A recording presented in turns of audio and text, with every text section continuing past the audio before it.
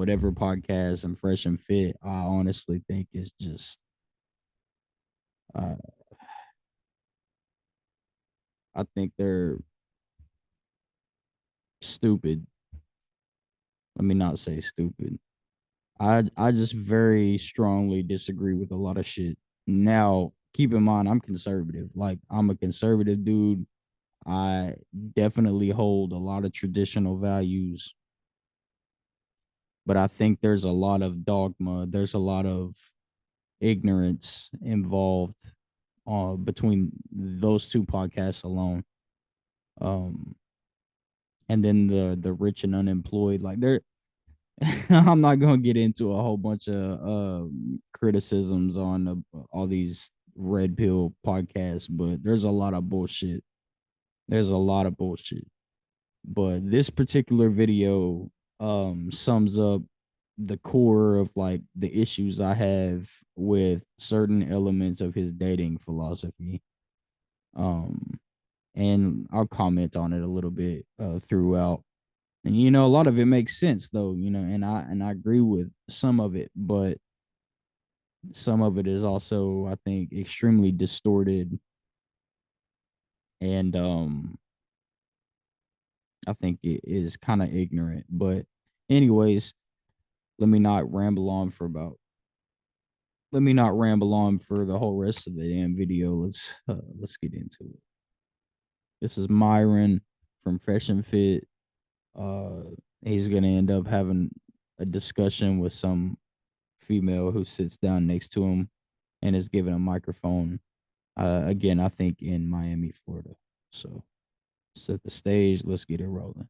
You got support over here? Hey, how you record us, nigga, but you don't want to be on camera? What the hell? Yeah, dude was walking by like this. He was walking by like this, and then, hey, how are you? How are you? What's your name? Myron, nice to meet you, Nadia. Pleasure. There you go. Would you prefer that mic or this one? That one is better? Yeah, that one's okay. All right, let's do it. Okay, cool. Where are you from? I'm Lebanese. Okay, Lebanese. You speak Arabic or no? I do, yeah. Kalam Arabi كويس? Oh, أنت من وين? Sudan. Oh, nice. Okay, yeah. Cool. So you speak the same So language. do you agree with the sign? I have it on there. It says why women deserve women deserve less change in their mind. Do you agree with that? It's a little hard without the context. That's actually why I sat here. I was so curious. So you want to understand the context? Yeah. The context is I think men need to stop pedestalizing women that don't deserve it. Whether it's giving them attention on Instagram, dates, exquisite trips, whatever it may be. A lot of guys don't make women earn validation anymore. They just get it for existing. Okay, so in your opinion, a woman has to earn a man's respect and validation. And resources and all the other benefits that come with being a guy. I think guys are too quick to give away attention, resources, time. Interesting. All this stuff, yeah. Okay, so in your perspective, what is the ideal way for that to transpire? Like for a man to know when a woman is worthy of that for him? She's got to add value back. In what way? There's a multitude of different ways, whether it's respecting his authority, not being a pain in the ass, making his life easier, being a utility versus being a liability. Okay. There weren't very many specifics right there. I mean, I get the crux of what he's saying, but there were not very many specifics right there. And notice just one thing I want to point out here. And as far as I've watched into the video so far, even beyond where it's at right now, which is probably only like 45 seconds more, it looks like, that I've actually watched into, she's looking directly at him, would otherwise be making eye contact with him had he been doing the same, looking in her direction. He's not looking at her, giving her any eye contact or anything, which is just a general sign of decency and respect, to make eye contact with somebody when you're speaking to them, especially if you're debating somebody or discussing something like. But anyway, let's get on with it. Excuse me. All different ways, but I think we kind of live in this society now where guys are so quick to give away what they've worked hard to acquire for women that, quite frankly, don't deserve it or don't reciprocate value. Makes sense. Especially here in Miami and other major cities. Yeah. Okay, understood. So my follow-up question to you is in what way can a woman show that she is like if a man and a woman start dating, what should she be doing to show that she is worthy of everything you're talking about? Obviously, fierce loyalty, right? I think, and from how she behaves to how she dresses to how she conducts herself, her behavior is in and out of real life. If she has a social media profile, she has it privated. She's not posting certain types of photos to make herself look all sexy for other men's attention. I think a lot of it is the woman protecting her modesty. Okay. All right. I agree with the protect your modesty principle. I think it's a little excessive to expect the woman to be just fully outside of society and not integrated. The social media thing is kind of controversial, and that I would say depends on the individual. Uh, both individuals actually. I'd say the social media aspect depends on both parties because, for example, if I have a woman and she has social media account and she does content, not explicit content, but like my type of content, or even if it's not like my style of content, if she does content creation on YouTube or has a channel or something like that, I don't think there's anything wrong with that. I agree with the sentiment about not wanting your woman to be posting like pictures of herself half-ass dressed, not be trying to tease with cleavage, all kinds of shit like this to where she's making herself seem available. Like, yeah, I agree with that. 100% agree with that. The modesty thing. And that's not to say that every woman should just not do that, even though I hold that opinion that I think that it brings your value as a feminine woman down in my eyes, in terms of who I would select for a mate. I wouldn't want my woman posting pictures like that, half dressed, shaking ass on camera. I wouldn't want all that in somebody I'm looking to settle down with. But also, this is not an Islamic country. Women don't wear hijabs here. Like, women are not forced to cover their hair, and nor would I ever expect anything like that out of a woman. And I don't think that should be expected of women. I think modesty is a standard that should be upheld, in my opinion, not just by women, by the way, but also for men, though they're going to be different in their respective ways of, conducting themselves with modesty. Nonetheless, it should be a standard, in my opinion, but that's a little bit excessive to, like, you know what I mean? So anyway, let's go. Got you. And you cover, is your family Muslim or no? Yeah. Okay, so you already know this. Yeah, yeah. That's the reason why they got to cover their hair, right? To protect modesty. Yes, yes. This is haram, by the way, what I see. Yes. Wait, what? What is haram? You're not covering your hair. This is haram. Okay. I'm just fucking with you. It's fine. I know that you like to be polarized. That's why I'm okay with it because I think it's funny too. But my next question to you is like so if you saw a girl that you were really interested in, yeah, like how, like, would you ask her out? What would you be willing to do on the get-go to like get her attention? Well, I think obviously the man should initiate courtship and initiate the first date, and he should pay for the first date, etc. But it's got to be a reasonable amount for him, right? And also not like be too extravagant where the girl doesn't feel start to feel entitled to it. Because if you go crazy to balls to the wall in the beginning, she's gonna feel as though she deserves that every single time. I think it should be a slow escalation. Okay. Well, not only that, on the first date, you don't want to try to seduce with financials or materialistic shit. Like for me, for example, I like non-basic shit. So like you gauge sort of, I don't know what type of interest that she had through regular dialogue. Like just try to gauge what type of surface level shit you can pick up. And do something simple like a coffee date or something like that, but in an environment where you can focus on dialogue and actually getting to know the person, like being able to have a face-to-face conversation with a lot of eye contact and focus in on paying attention to the other person, because that's what's going to matter in the long run. Ultimately, you want to gauge who is this person and is this person right for this dynamic between us as a unit. So a coffee date is like one of the because it's casual enough to not be like, no sex or anything the first time. It's during the day, so there's no sort of dynamics of like, am I going to be invited into your home? Is there going to be any sort of like, fucking or kissing or anything like that? It's casual. You could focus on dialogue and have a real conversation with somebody that's not influenced by anything else outside of just that dynamic with you and the other individual right there, right then. So yeah. Like the money thing, I feel like that probably just depends on your tax bracket, what you could do, but balance that like with the logic, with the line of reasoning, or let's say dating philosophy of like this is a time for me to have a conversation with you person to person and find out if this is worth taking to the second date level, right? Which then you could start doing something like dinner or go to an art museum. I don't know, what is she into? You know what I mean?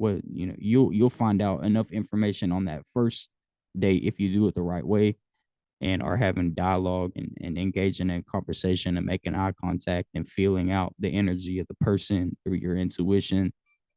You'll have a good idea of what you might want to do excuse me, for like a second date if it gets to that. And what's the starting point? Privilege. It could be something as simple as a coffee date, or okay. maybe even a drink at the bar. Or okay. I'm not a big fan of dinner. I'm not a big fan of bars at all, or clubs. That's more of a personal preference, though I think there's merit in considering not going to a club or a bar.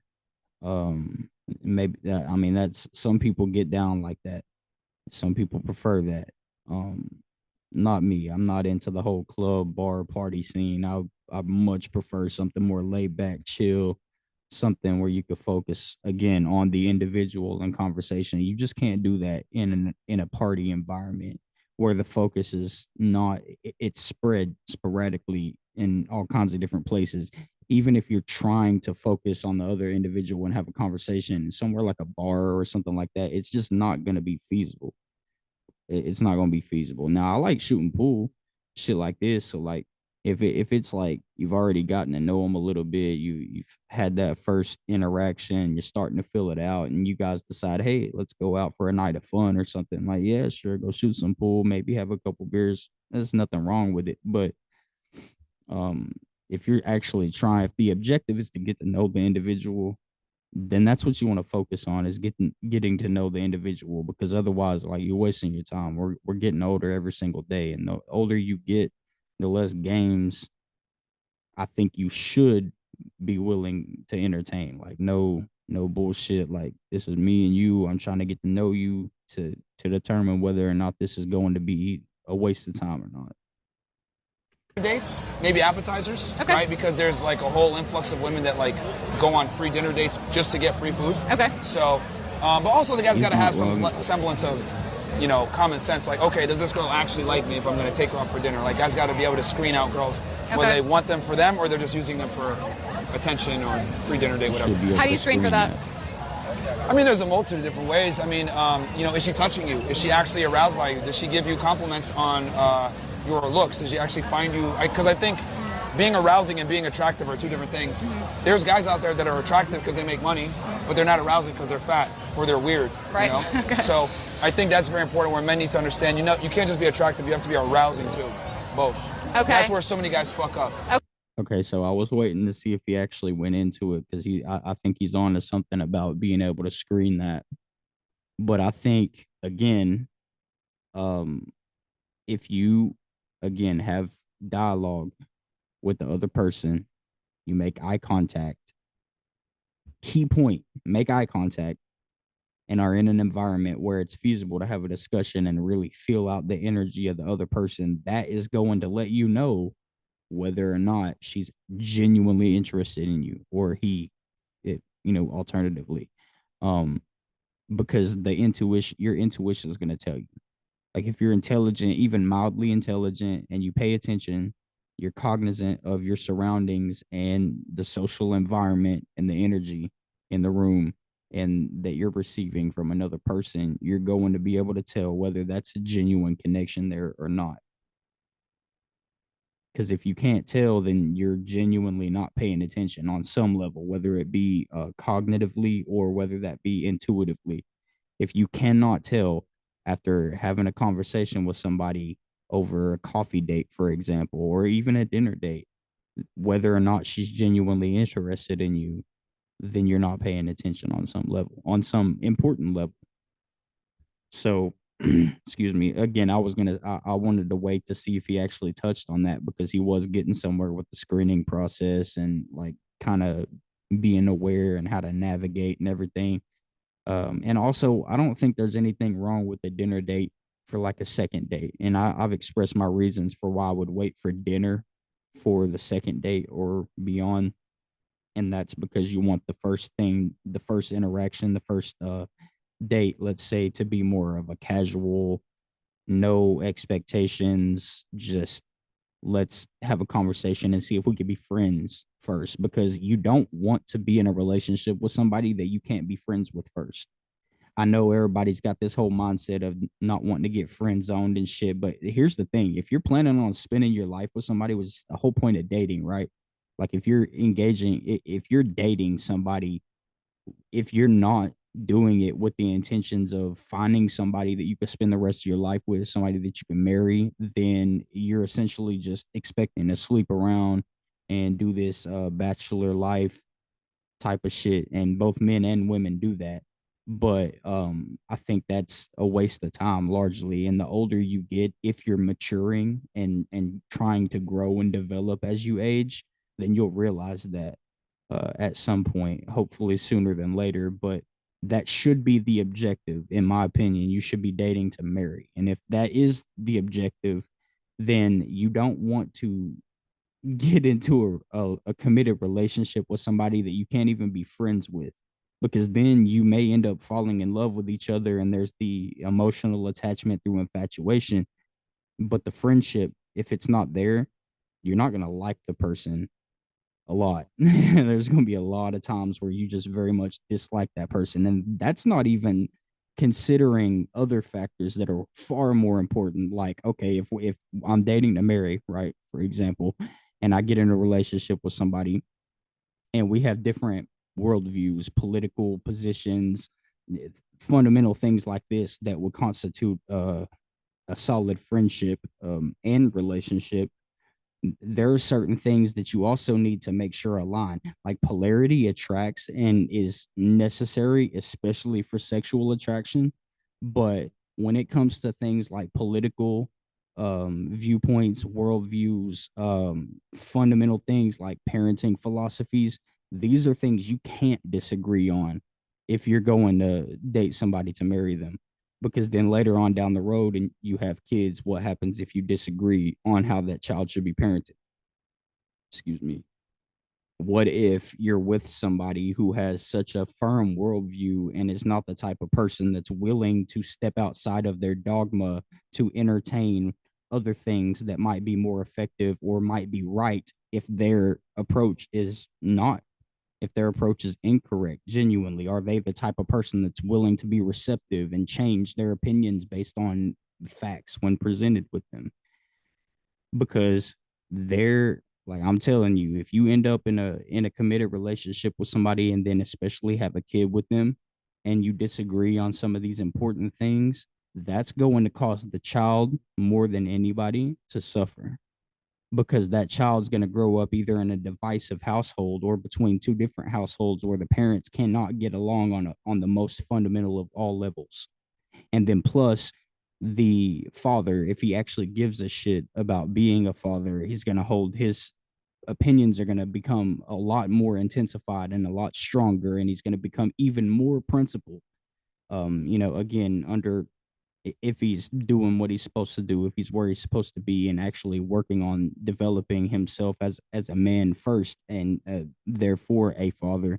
And if the woman is, assuming everything aligns the way that it should, um, the mom also was going to have not only the postpartum shit going on, which is going to intensify all of her views and emotions, and it's going to make a lot of things radical for maybe a year or two, sometimes less, sometimes more time.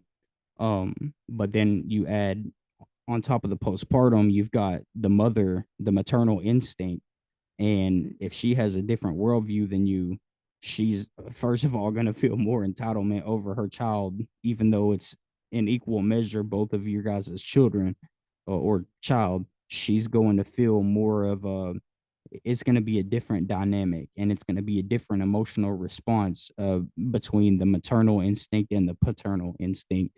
And if those two things clash on a fundamental level like that, I'm telling you, you do not want to experience the consequences. I've mildly experienced a certain level of that myself with my own child and his mother. Thankfully, she's mature, she's intelligent for the most she's mature for the most part, definitely intelligent. We don't get along on a lot of things, and I was not cognizant for a lot of my life, which if you've watched my channel before, especially the trailer that I have posted, then you'll know like sort of the backstory, at least summed up behind that. But we bump heads on a lot of things. Like for example, she's more of a feminist, and is down with a lot of the third, like, well, I'll say second wave feminist ideas, slightly third wave feminism, and I fundamentally disagree with feminism as a whole, save like basic rights like the right to vote and shit like this. I wouldn't want to revoke women's suffrage or anything like that. And this is all, I mean, this is surface level shit, but and there's a lot that goes into it, but that's just an example. We bump heads on worldviews like that. We have some aligned political values, some things that go against each other, and we definitely have varying parenting philosophies. Partially because I'm constantly like trying to stuff shit into my brain, and it's been a difficult process trying to communicate to her or with her about parenting principles, because she's constantly busy doing shit to provide on her end of things, and that takes away from time and energy that she otherwise might be able to put into learning about other things regarding parenting. And then it's been a difficult process trying to communicate with her about parenting itself and things that each of us could do to improve, primarily because of the past. I used to be a piece of shit. Just forthrightly, I used to be a piece of shit person, not just boyfriend or whatever you want to call what we were for the longest time. It was complicated after a couple of years. It just turned into something crazy. And again, I was a POS. I was manipulative. I was narcissistic. I was very bad off as a person, and it caused her a lot of damage as a consequence of that. And so, on a very fundamental level, it's been difficult trying to communicate with her since I've changed and I've been working on myself and developing myself as a man first and father. Because that shit doesn't just go away overnight, and it still lingers in her subconsciously. And so everything that comes out of my mouth, everything that we try to do, even though she's consciously like aware of where I am now, on a subconscious and intuitive level, it's almost like muscle memory that filters everything through everything that I say or everything that I do through this filter of who I used to be. And again, you don't get rid of that overnight. And if you're not actively in a relationship together trying to repair those types of damages, that's going to be a difficult thing to get rid of unless the other person goes to therapy or does some shit like that on their own time that resolves it. But enough about me specifically in this context. It does matter though. These things do matter. You have to screen properly, and you have to look for somebody. Like if you do things correctly in the right sequence and with the right perspective, you shouldn't really have too big of an issue screening this. And also, I don't think that it's fair to lay a blanket statement like this is just how shit should be for everybody over something like dating when you're dealing with multiple personalities, not like split personalities in one person, but multiple people, like two different individuals with very complicated psyches, because every individual person has a psychology that is extremely nuanced, complex, and deep, deeper than the individual, him or herself, will ever be able to fully discover in its entirety, even if they live to be 200 years old. It's just you would never be able to fully even know yourself, let alone another person being able to know you. And part of the whole, like Peterson talks about this, part of the whole agreement for committing to something like marriage, for example, which is again the end goal, is I'm going to take my mask off, right? Metaphorically, Peterson explains that I'm going to take my mask off and show you the ugly truth behind who I am, the good, bad, the dirty, the innocent, and the guilty. And you're going to do the same. And the vow is that we're going to promise not to run from each other, that no matter what you reveal to me, that I'm going to stick here with you. And so, again, this screening process is very important. There needs to be a lot of emphasis placed on it.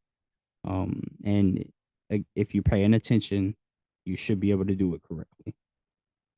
But I would add one more thing right here. With all that I do and don't agree with when it comes to the whatever podcast, Fresh and Fit, Rich and Unemployed, insert whatever, red pill, blue pill, black pill, fucking green pill, orange pill, doesn't matter what community. If you're entertaining dating advice, understand that you're dealing with psychology here. You're dealing with people with personalities and psychologies that, again, are complex and nuanced. So when you take advice, consider that, and also consider who you are as a person, and be honest with yourself about who you are, what you're willing to entertain, what you cannot entertain, and don't not only be honest with yourself about that, but be honest with the other individual about that. Because if not, that'll breed a whole lot of problems in itself as well. And sidebar, if I were you, I wouldn't take dating advice from any of these guys at all. If you want real dating advice, maybe you could study psychology, but really just be authentically yourself and try to always work on improving yourself. Those are like really the three pieces of advice. If I could give anybody three pieces of advice for dating, period, to suffice for the rest of their lives, it would be always try to improve yourself. Never stop trying to improve yourself as a man or as a woman, respectively. Always try to become a better person than you are today and than you were yesterday. Number two, study psychology and human nature. And number three, don't take advice from these podcasts. And be honest, be authentic. Let's continue. Okay. Interesting. Okay. So then describe your ideal woman for me. I mean, when it comes to that, I'm more selective on behavior than looks. Okay. So she can't be a whore. Promiscuous past, any type of sex work automatically disqualifies her that she used to be involved in, whether it's former sugar baby all the way up to being like a dancer. You know what's interesting? Like as I asked you what you look for in a woman, and you told me what you don't look for in a woman. Well, that's the thing, because I'm more concerned with her, with getting rid of disqualifiers first. Does that make sense? That's yeah. Because if you work on disqualifiers, then that vets out a bunch. Okay, so let's say that you come across the woman that, in your opinion, is like the perfect woman, like from what you see from her so far. Okay. Are you willing to show up a little bit more at the beginning, at the offset? Well, that's why you have a vetting period. I don't think a guy should commit to a girl until about at least a year in. Oh, interesting. So you telling me you're expecting to find a woman who's not promiscuous at all, which, okay, yeah, facts, agreed. And who is only focused on you and only giving you attention, but then you're just going to be dating around the market for an entire year whilst talking to this same woman just to find out whether, like, what makes you think she's going to put that much energy and attention and effort into you, not even knowing if she is going to be selected by the end of a year? 6 months will give you enough time to fall in love with somebody. Less than 6 months, that can happen, especially if you're both receptive and cognizant and aware and open and authentic. This shit can happen in less than 6 months, 3 months. I've seen it happen in a month. Like genuinely falling in love with somebody, which a lot of times that turns into infatuation, and don't get the two confused because they're very different.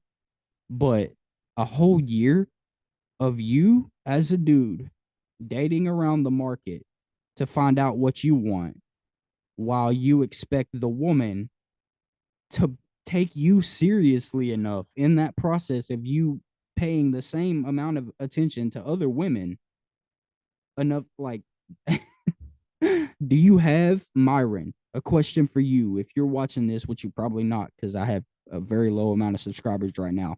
If you ever watch this, Myron, answer me this question, please. Do you have a woman that fits these criteria? Because I guarantee you don't, and you will be hard pressed to find one who is not just overly submissive and essentially a slave, like a sex slave to you and you only. Unless maybe you could go to one of these Muslim countries or something like that and find somebody like, and a to each his own.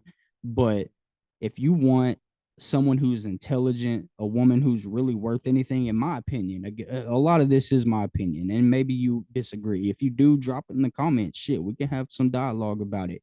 But you're going to be hard pressed, traditional values and principles or not, to find a good woman who's going to be worth anything, who is going to put up with you showing other women attention for an entire year while expecting her to do the exact opposite and only focus on you. And he didn't explicitly say that, but I've watched enough of his content to know that that's probably his perspective.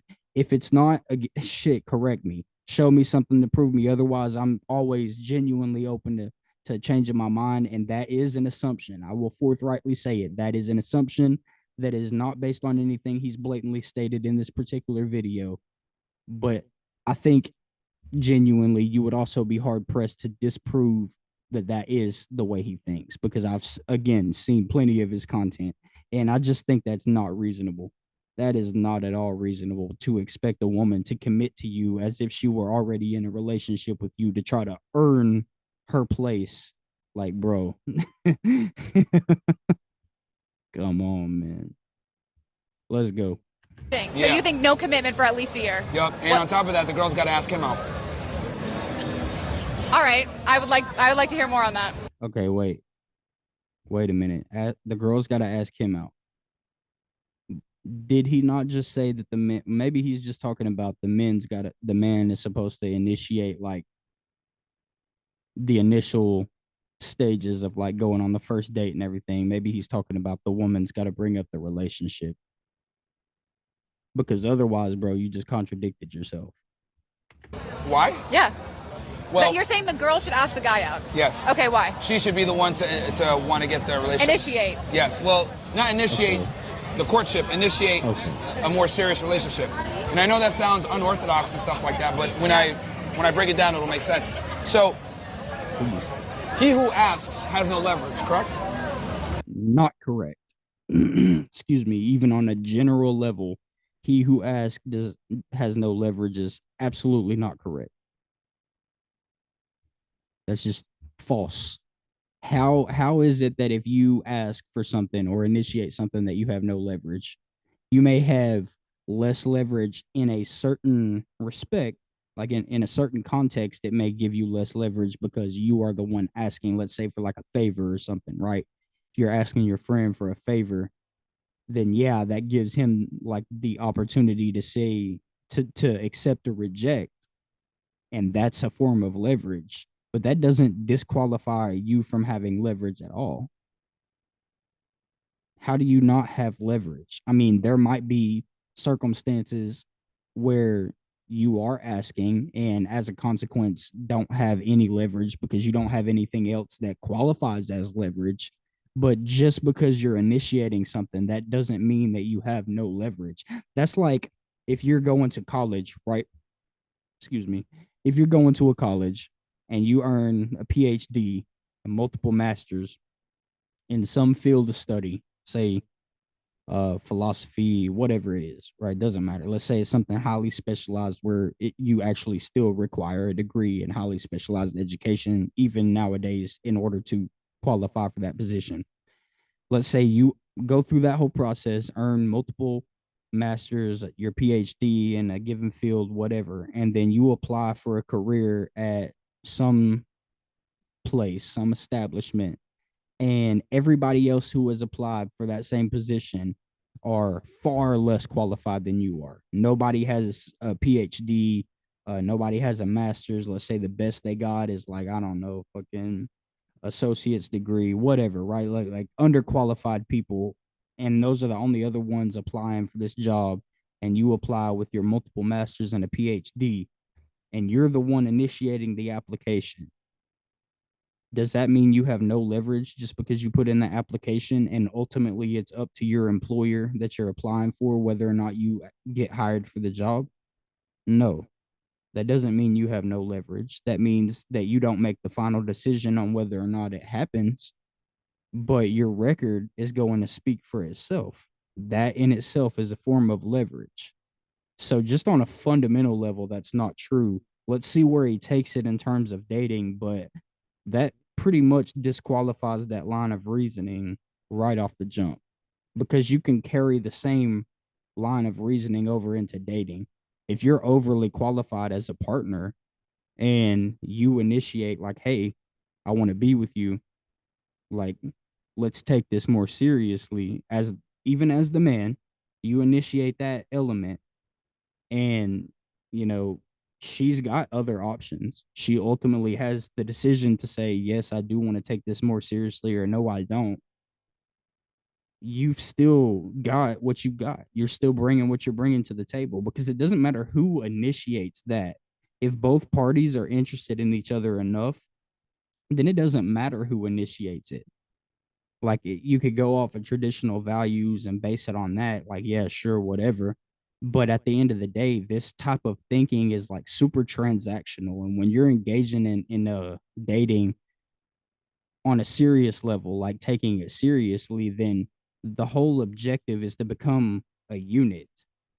Two bodies, two minds, two souls come together to form one mind, body, and soul. That's the point of it. And so to still at that point be viewing it so transactionally, where it's like, oh, this is what, I can't do this because it's gonna, you're playing political power games in a relationship where it doesn't belong, in a context that it doesn't belong in. Okay, let's see. He who asks has no leverage. Yes, if you're going to someone for a job application, right, for a job, they have all the leverage and they hire you, correct? Okay, I can see that. So they're in a position where they can qualify or disqualify you, correct? Correct. So, as the man, it's your job to make her earn the validation, right? To make her earn the validation? Yes. Okay. Because, okay, you're the leader. Yeah. Which means if you're the leader, then the woman needs to follow you, right? Right. For a woman to follow your lead, she needs to respect you, right? Right. So she needs to feel like she's getting a prize when she's with you, correct? Right, correct. So I look at it like I mean, shouldn't that be mutual, though?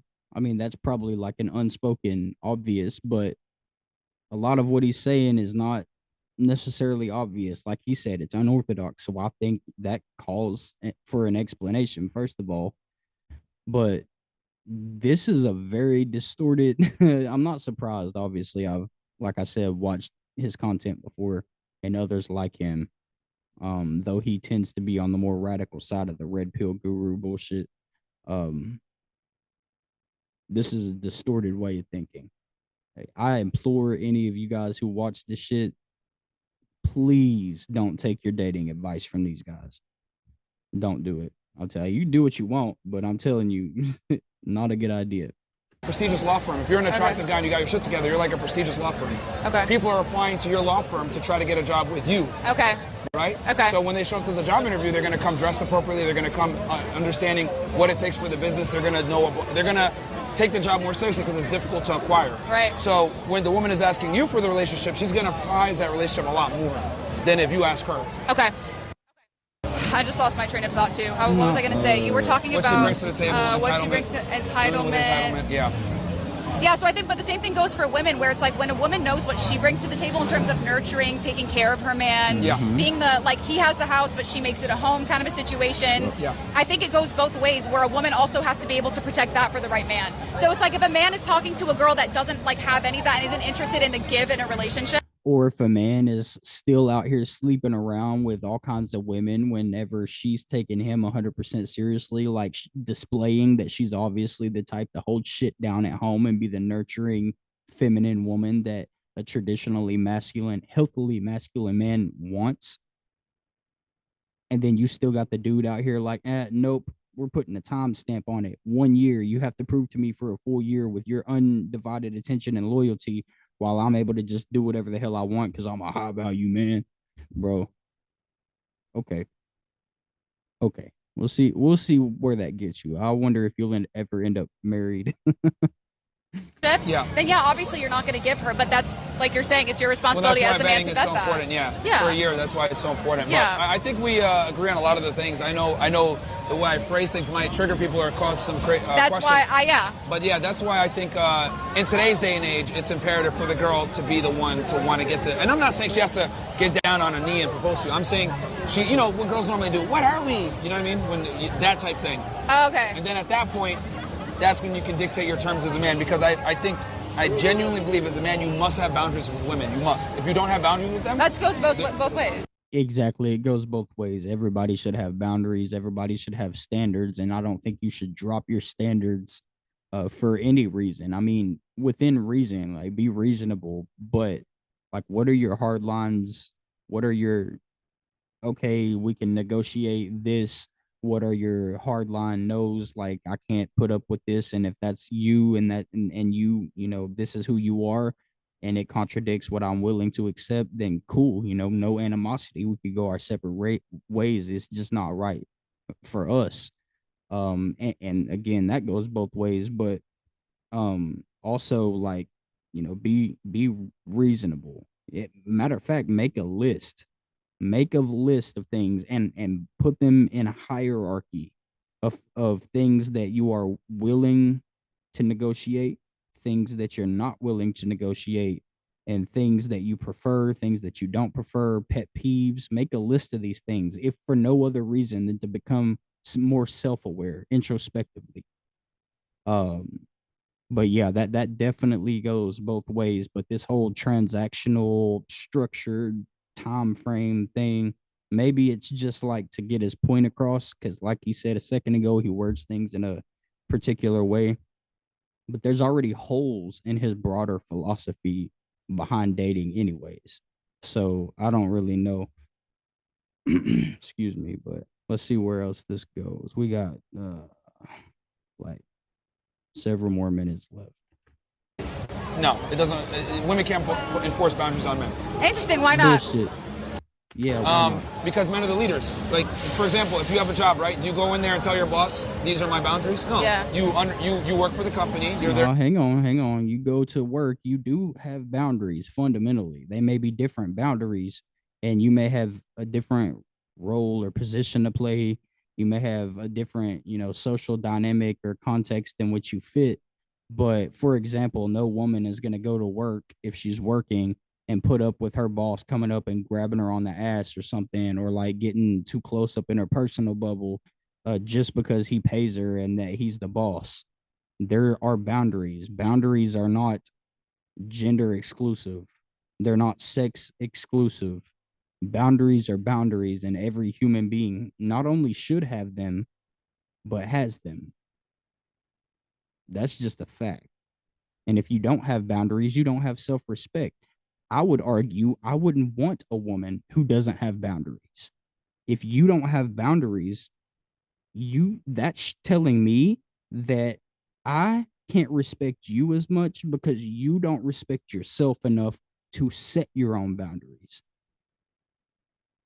Their employee, so you follow their rules and regulations and their code of conduct, not the other way around. Do you think women ever lead men in any way in a relationship? They always do. Women lead men? Lead? I thought you said lead. Lead. Oh, a lot of times they do, and those are terrible relationships. Why? Well, I've always said, women will, if a woman leads a relationship, she's going to lead to the end of it. And that's because women are just not naturally in a position to lead men in a romantic relationship. Okay, but do you agree that there's different categories of leadership in a relationship? Okay, so before they get into the categories of leadership and different dynamics and types of ways someone might be a leader, because that is also a nuanced thing that I hope they get into. And if they don't, I'm definitely going to regardless. In terms of like the traditional or the most common, let's say, idea of leadership in terms of making decisions, providing purpose and direction on that element, which is what I think that he's talking about primarily. Yes, biologically speaking, even men are more natural born leaders, and most women, and this is the rule, not the exception, it is that way. That's why traditionally there are gender roles, let's say, in the patriarchy and all this other shit. Because it's a all the way, it's fundamentally all the way ingrained into our biology. Excuse me. Women have been the nurturers, the one who take care of the children, who provide the intuitive counsel behind closed doors, right? And it's still a partnership. You're not a dictator as the man, even though you do lead in the relationship. You're the provider, the hunter gatherer, let's say, and you are the decision maker, the final decision in the household. That doesn't mean that you don't take counsel from your queen. The greatest kings in all of history, the emperors of all of history have had a queen's counsel behind closed doors to ground him. If you're as a king, metaphorically, if you're a king and you're dealing with politics and worrying about if Brutus is gonna stab you in the back with a fucking knife, and you're having to worry about all this shit that, and a lot of times it can even be ego, your head's getting inflated, all kinds of different struggles and battles, both physical and otherwise, that men are subjected to in their positions from a day-to-day basis to a meta basis. You need that intuitive, soft, maternal grounding at home. That's why a lot of times, especially in psychology, you'll see so much relation between romantic relationships aligning with like the chosen romantic relationships of men aligning with the characters of their mothers, especially if they've been raised right. But even when not, they always align. Not always, but you get the point. And it's because of that maternal, instinctive, intuitive grounding that the woman brings to the man in the relationship. It's not a dictatorship. The man, even biblically speaking, if you want to go the Christian route or the faithful route, it's still not a dictatorship. The Bible doesn't say that yes, the man should lead spiritually and financially, lead the household in these ways, but that doesn't mean that he dictates everything and that just like his word is law and it doesn't matter what the hell you have to say about it because he's the leader. That's a pure dictatorship, and that's not what it's supposed to be anywhere. Nowhere is that written. Nowhere is that, no way is that how it should be. Rather, the man is on the front line. He's the warrior, he's the leader, he provides purpose, direction, and strength. But the woman grounds him, the queen grounds him, gives him counsel, corrects him in private when she sees him veering off track to straighten him back up. You don't want a woman who's just going to follow you, leading her and the rest of your family straight into the fiery pits of hell.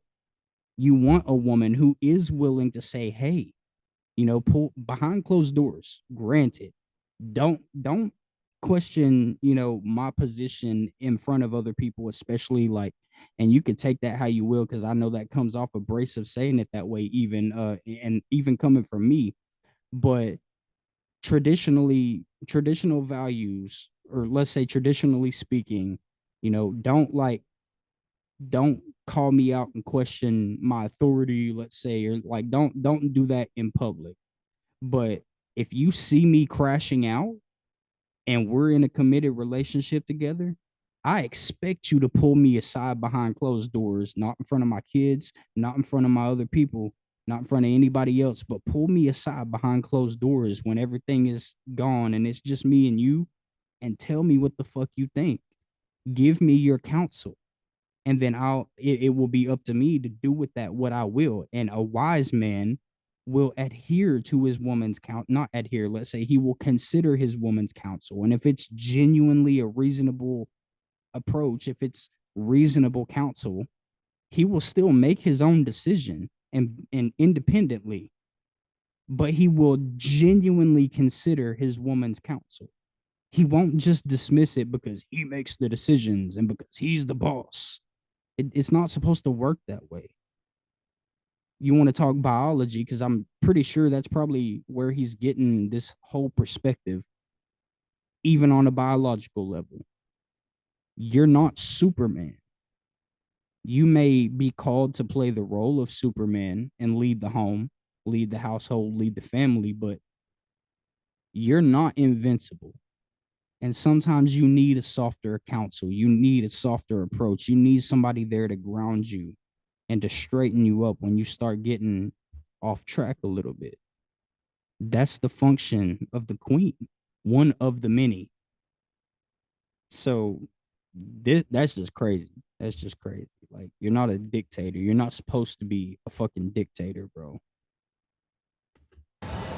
Or different types of leadership? For the pertinent things when it comes to leading a household. What does leading a household mean for you? I mean, that encompasses many different things. Being the protector, the provider, provisioner. I don't think women should work. I think they should be staying at home with the children. I think feminism is a lie. So I think a man should be able to provide all that for a woman. Okay. Yeah. Okay, but I would say that women do also lead in the household in terms of, like, for example, when a woman is like that's why I said pertinent, like the most pertinent things when it comes to like the family unit. Like, of course, the house, keeping it clean, chores, all that, that's fine. That's whatever. But I'm talking about like real decisions that need to be made, right? The man needs to do it. What are real decisions? Hey, we got to move. Okay. Hey, I'm getting the job. You need to follow me. Okay. Hey, we're gonna go. Of course, you gotta love those guys that do that. Oh, I'm gonna buy this. We want to buy this house, or we want to buy this asset. I'm gonna make the final decision on it. Like, life-changing decisions need to be made by the man. Okay. I'm not saying the woman can't be a what's the term? He can't confide or ask her opinion to get her take on it, of course. But at the end of the day, the man has to be the final decision maker. I agree with that, but the other thing, though, that this is also something that I've recently learned, is that, like, when men can't when there's no more logic to be used, when there's a certain decision that needs to be made, sometimes the only thing left is intuition, right? And a woman is the only thing that is connected to intuition. Men are not. Men are logical. Okay, that's not entirely true either, because just because women are naturally more intuitive creatures and have a deeper and different style of intuitive intelligence or emotional intelligence, I won't even say emotional intelligence, more of like an intuition and intuitive intelligence. That is true biologically, even psychologically, etc. Women are more naturally in tune with their intuition, but that doesn't mean that just because men are more logical by nature, that men aren't also intuitive. Humans have intuition, period. All humans have intuition, and whether it's sharper or duller, in part depends on your biological chromosomes, other things like this. Like, there are all kinds of things that play into what degree and how sharp your intuition is, but everybody has it. Men included have intuition. So the maternal instinct is what men lack. And they're similar in a lot of ways, but there are like important differences between a maternal instinct and intuition. A maternal instinct encompasses a heightened intuition, but it doesn't constitute all of what intuition is. Right? So women actually, like, that's a really important thing. A man needs to be able to come to a woman and rely on her intuition in order to make those, like, really important decisions that he doesn't have enough information or logic about. Yeah, I mean, I don't really like the whole concept of, like, I feel this way, so I'm going to make a decision. I think it's not feel. Intuition is a very Intuition is based on feel, though. No, it's not. What is it based on? Intuition is based on. You just admitted a second ago. It's based on not having all the facts and kind of making a decision. But the facts. So here's the thing. I'm actually a manifestation coach, and I help women use their intuition to start making the most aligned decisions for themselves. Your intuition is coming from a place of higher knowing within yourself, where so your intuition. So basically, me and you are in the 3D right now, right? The 3D reality where there's past, present, and future. Yeah. Fifth dimension, time doesn't exist. Everything is happening simultaneously all at once. Yeah. Okay. So your intuition is actually coming from the version of your consciousness that is in the fifth dimension where time isn't real. So that version of your consciousness knows past, present, and future what decision you need to make to get to the most aligned destination. Does that make sense? It does. I don't rely on that type of because you're a man, you're not supposed to. You're supposed to rely on logic. A woman uses intuition, and a woman being in touch with her intuition is a valuable asset to a man. Because when he has no more facts left, that's why we gotta lead, guys. They use intuition. That's why we gotta lead. But hey, again, are you in a relationship? Oh, I love this question. How did we get here? It's like a speech. Yeah, we're doing the panel. Yeah. She's completely wrong. Oh shit! Look, we got Zerka in the house. What's up, man? What's going on? Oh god. I'm not even commenting. So you, okay, I mean, I can answer your question, but what, out of curiosity, what prompted you to ask that? I'm always curious. I'm just curious about your, like, actual tangible experience with women. Genuinely just out of curiosity, not insinuating anything. Okay. Let's assume, hypothetically speaking, I was a virgin, I never dealt with any girls. Okay. That's not where I was coming from, though. I know, but let's assume, right? Okay. Wouldn't it be fair to say, though, that, like, a fact is a fact regardless of who says it? So, yes. That is fair to say, because saying otherwise or contradicting that statement would literally be a logical fallacy.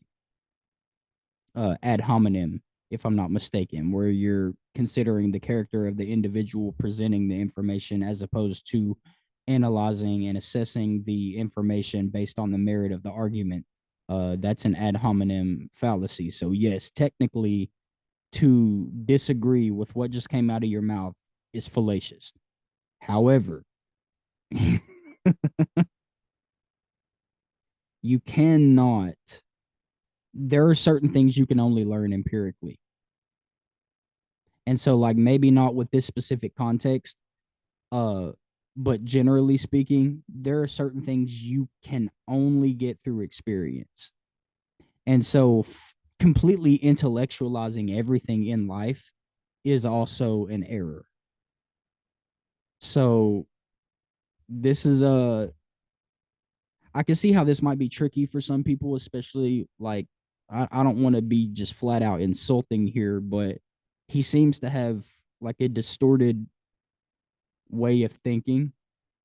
Excuse me, and that's not uncommon, especially among the radicals in general, both on the left and right, worldviews. But also just the whole red pill community in general. There's a lot of distorted philosophy floating around nowadays. And I won't get into all the potential reasons why I think that might be the case. Maybe I'll make other videos at some point about stuff like that. But this is not just a binary, like, you can't think in such a black and white two-dimensional way, because there's nuance and complexity to almost everything in life. And when it comes to truth and reality and actually caring about getting to the truth, yes, it is fallacious to judge somebody's arguments or information based on the character of the individual. At the same time, for certain things, that's not to say whether that applies to, dating, although in a lot of respects it does carry directly into the realm of dealing with women. Because you can intellectualize things all you want, but unless you have firsthand experience with a lot of things, a lot of different things, a lot of things included in dating and dealing with women, you just can't make an informed judgment about it. It's easy to read a book and intellectualize everything. You could read all the books in the world and have all the knowledge in the world, but that's where the difference between knowledge and wisdom comes into play. Because through empirical data, learning things through experience, even as far as, like, okay, so let's include the knowledge into that. You learn something intellectually, and then you test it against reality, and it converts from knowledge into wisdom, because now you've practically applied what you've learned intellectually and found out how it measures up against real life. You can't do one or the other. There has to be a balance between both. They have to be integrated. So while you're right in one respect, you're also missing half of the puzzle, Myron. Yeah. Or their qualifications. Okay, yeah. Because, like, I've always thought it was, because, like, anytime I have these discussions, a lot of times, like, girls always ask the inevitable, do you have a girlfriend? Okay, as if, like, because that, I know where that question comes from. It comes from, are you in a position of authority to speak on something that you may or may not even be involved in? Well, for me personally, the reason why I asked is because when you have an intimate relationship with a woman that is very connected to herself, yeah, you understand that there's a very valuable level of guidance that you get from her because she's more spiritually connected than you are.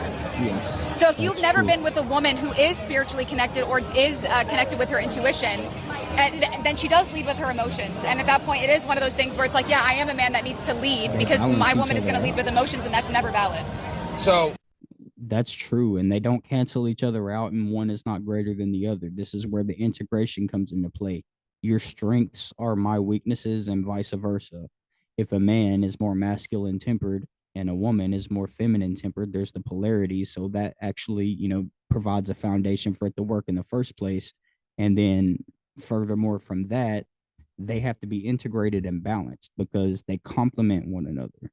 That's why polarity is so important in a relationship, is because of the differences in strengths and weaknesses, and bringing strengths to your partner's weaknesses, and again, vice versa.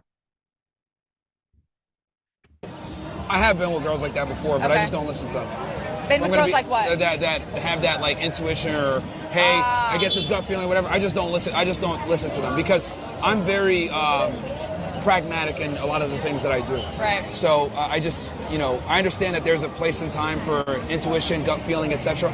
But I would say 90% of the time or better, I'm trying to be pragmatic in my decision making.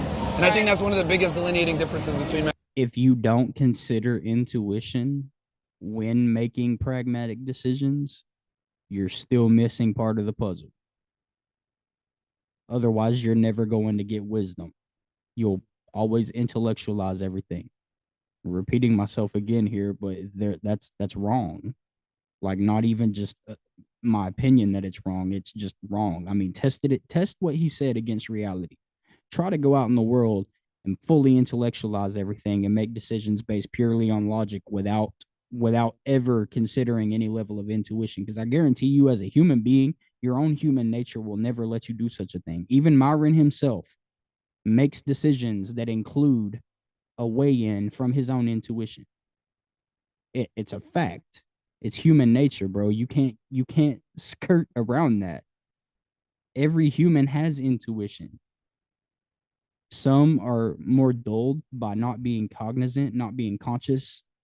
Others have sharper intuitions, and between the different sexes, there's varying degrees of how intuition is experienced and what way it's experienced and to what degree it's experienced. But every human has an intuition. And if you're in tune with your intuition, whether you're masculine, feminine, man, or woman, because there can be a masculine woman and a feminine man, by the way, I'll get into that here in a second if they don't touch on it by the end of the video. But every human has an intuition, and you have to deploy that as well as rational thinking, even if you're more so of a logical or rational thinker, and conduct more analysis in your mode of thinking and the way you approach decision making and show up in the world. Even if it's more logical, reason based, you still have to integrate your intuition into that. And you do integrate your intuition into that, like I said, varying degrees, and you may not even be conscious of it. But even you, Myron, you yourself, even Myron himself, any person you ever see, meet, know of, every human in the world has intuition, and it weighs in your decision making. Do you experience emotion, anger, happiness, contentment, anything? Your intuition weighs in on your decisions at some point. Always, all humans. Facts. Men and women is that we tend to make decisions based on facts and evidence and circumstances, versus women make decisions based on how they feel, what feels right. So, and I get it. I think it's one of the good differences between the two. But I think as a man, your ability, thank you, Angie. I think as a man, it's your job to be able to navigate that the best you can. Interesting. We'll probably have to just agree to disagree on that one, because sure. I think like the intuition thing for me is not emotional. It's based on facts from your higher self. But either way, though, I respect it. And it was nice talking to you. It was a pleasure to talk to you, too. Yeah. Thank you. You're welcome. All right. I don't know if your girlfriends are still around. I think it might have left. I'm going to stop it right here. It's the end of the video. There's like a few seconds left. But just to touch on what I said I was going to touch on real quick before we close out. the masculine versus feminine thing, right? Actually, I don't know if I was thinking about this earlier in the video or if I actually did bring it up earlier in the video, but just in case, I'll touch on it again. There can be a masculine woman and a feminine man. We see this all the time. I mean, there's homosexual people. That's like the highest epitome of this thing. But they are exceptions to the rule because biologically speaking, and most commonly speaking, the man is more masculine tempered, the woman is more feminine tempered, and it's because of respectively, you've got testosterone, you've got estrogen. There's just biological to psychological to societal differences, social differences. And there is the rule, which is the normality. It is the homeostasis of society and the way that people function and interact. But tomboys exist, women who are more naturally masculine tempered, just like more dudes, not even having to be gay, by the way, on either side, excuse me, can be more feminine tempered. And polarity attracts. So if you're a more masculine tempered dude, you're more likely to hold traditional values, conservative values. You're more likely to be attracted to more feminine women. If you're a more feminine based dude, you're more likely to be more attracted to a more masculine tempered woman. And maybe you are the sub in the relationship as a guy. And that's okay if that's who you are. Accept that if it's who you are. Embrace it because that will make you authentically yourself, which is the most important thing. And that's the only way to achieve fulfillment in life. And don't try to be something you're not just because red pill guys like this tell you that you, if as a man, you have to be this way and you have to lead and you have to be with a, like, don't listen to that shit. Listen to who you are. This is where intuition comes into play, even for men. Understand yourself, who you are, what you need, what you want, what you bring, and then make decisions based on that in terms of like dating. So there's other things for other decisions, and it's a lot of nuance to this whole discussion, but there's a difference between masculinity and femininity, and masculinity and femininity respectively are not exclusive to their traditional sexes, their traditional gender positions, let's say. So, do with this what you will. You're free to disagree, of course. And if you do disagree with anything I said, or even if you agree with anything that I said, I would love to further the discussion in the comment section. So, if you got any value out of this video, or if you just like hearing me ramble on about all kinds of different shit, then don't forget to like the video and subscribe to the channel. It would mean a lot to me personally. I'm active in the comments with everybody. Especially right now, I'm still at a low sub count, so I'm more than able to engage in dialogue with you guys in the comment section, and I genuinely, from the bottom of my heart, appreciate all the support. So that was it for this video, and I will catch you guys in the next one, man. God bless you guys, and I hope you guys have a wonderful evening.